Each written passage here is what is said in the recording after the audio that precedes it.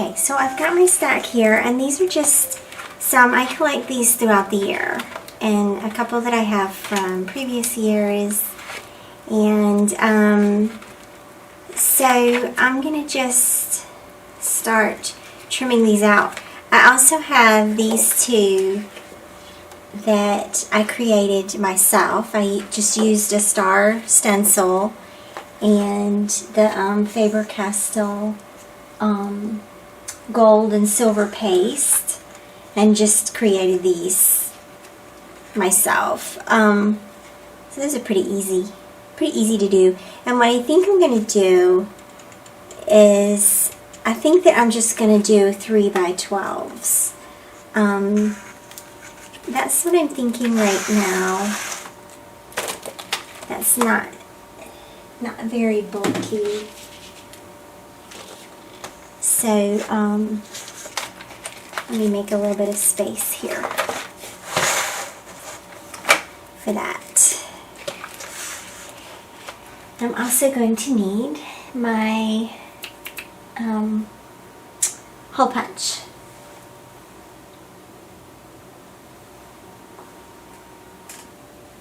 Okay, so I grabbed my regular hole punch and my crocodile too. I can never remember which one works better for these. So I'm going to dive right in here. And this is the, I don't know what that is. This is the fun part, right? Where you create something and then you go to use it. And I think what I'm going to do, because there's a little space, well, it's a little space where there isn't a pattern,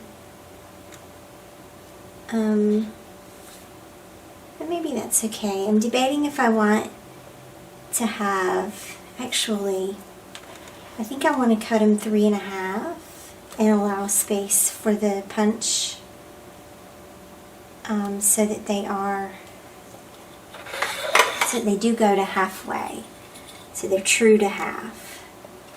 So 3.5 would land right there. Yeah, that's fine. And I just need 2. I think I'm gonna double up on some of them. So here, all right.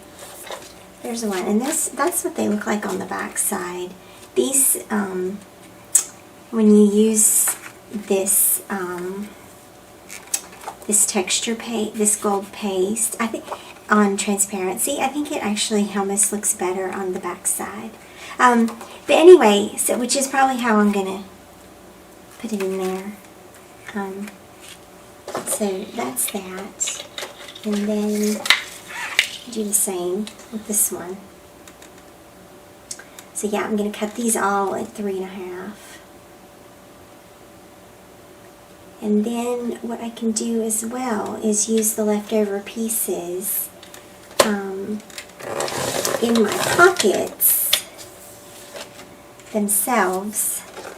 So there, that leaves that's what, 5 inches? Yep, that leaves a 5x12 piece. Okay?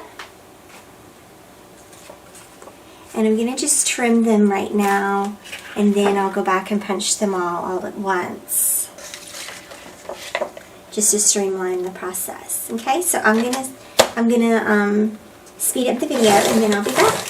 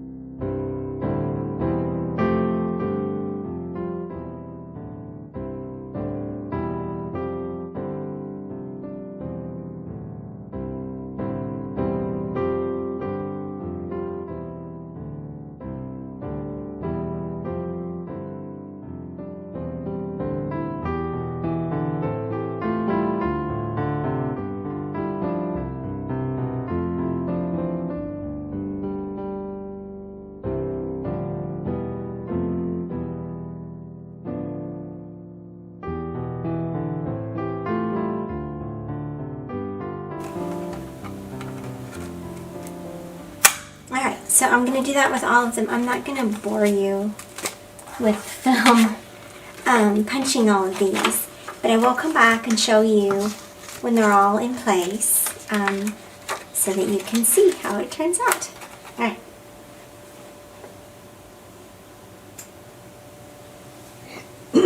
Okay, so I think that I'm ready to dive into working on actually assembling the pages and getting the actual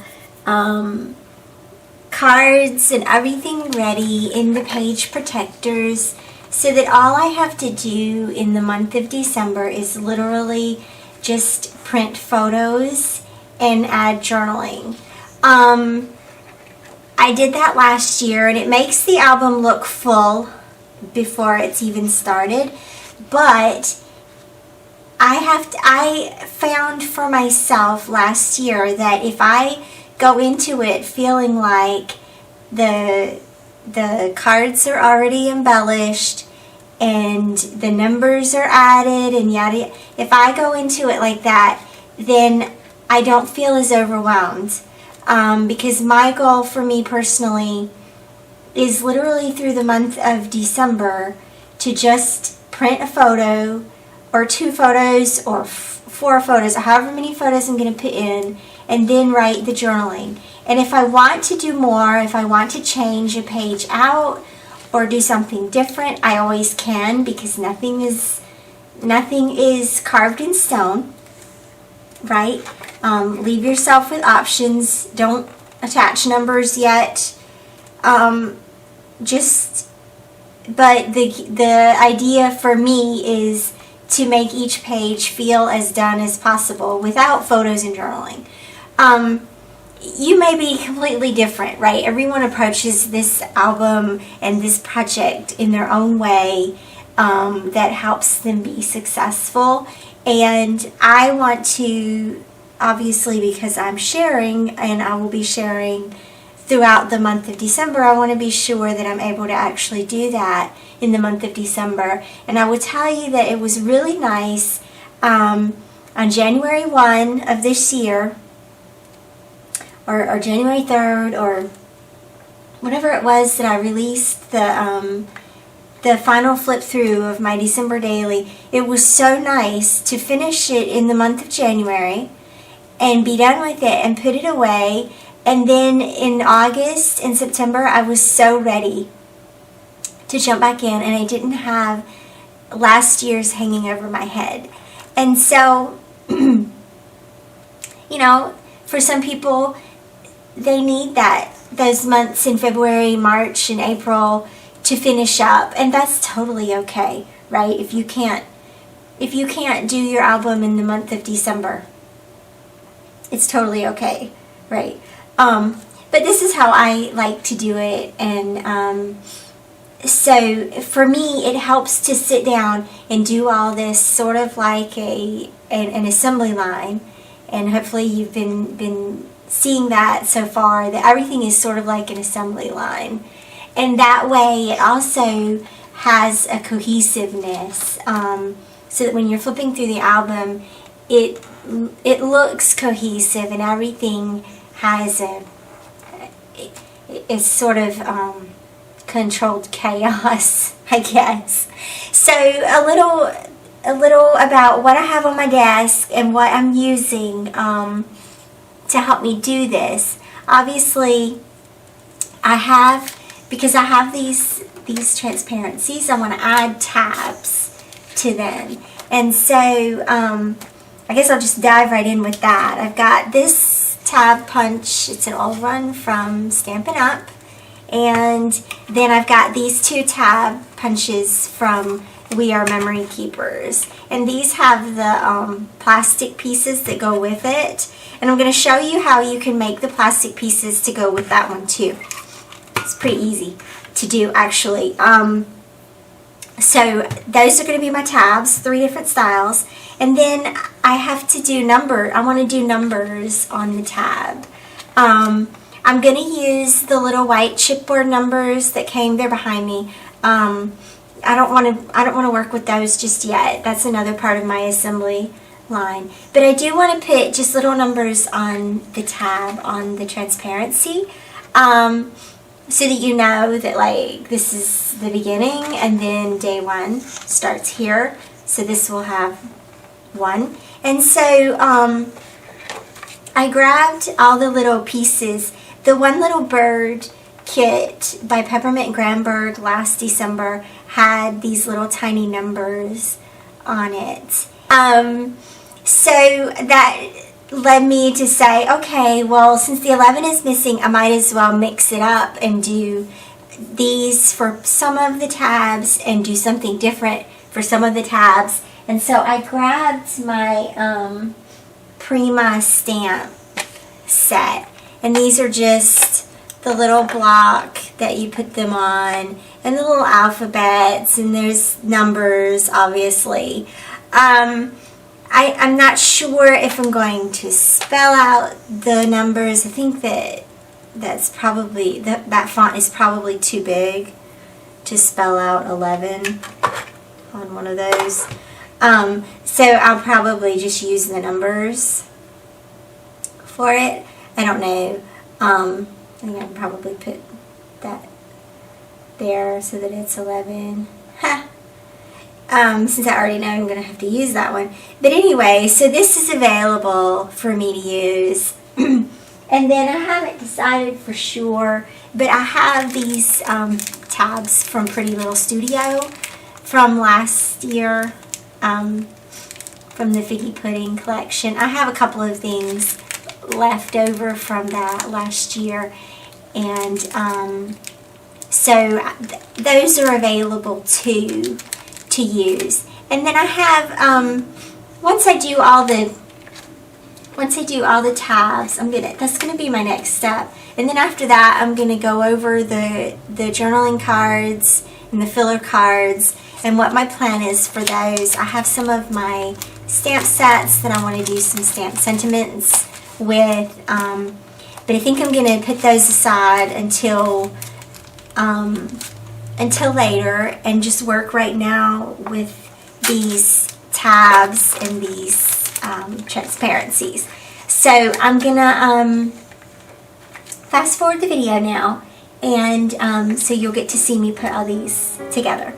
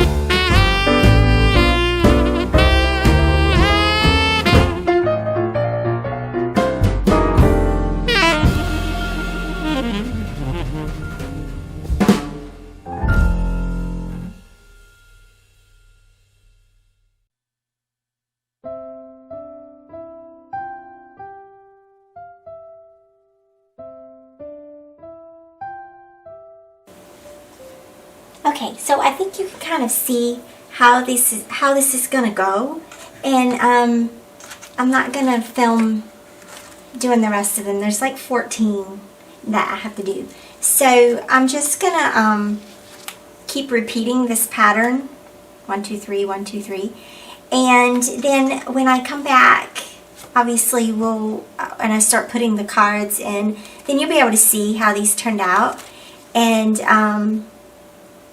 see how they fit into the album, because then this decision becomes the basis for the colorways and the card packs that I select to go on those layouts. So you can see how one decision sort of drives another, and when you do this sort of assembly line kind of thing, then those decisions become one decision at a time instead of the whole big thing all together. Alright, so I will come back when I'm done getting all these tabs on, and I'll show you how they turned out.